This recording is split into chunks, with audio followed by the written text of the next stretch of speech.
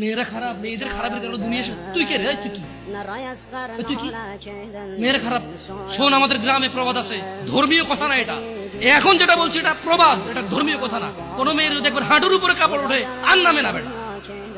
তুই উঠাইছিস হাঁটুর উপরে কাপড়, ও উঠায়নি। হাঁটু পর্যন্ত তুই উঠাইছস, আর এখন সে নামাচ্ছে না।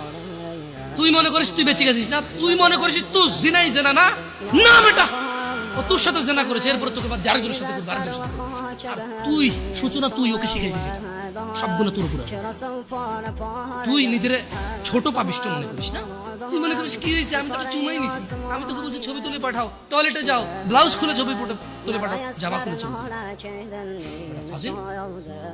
আল্লাহ তোকে হৃদায়ত দিকে। আমি ভয় পা, ভয় পা, আল্লাহকে ভয় পা ছোট ভাই আমার।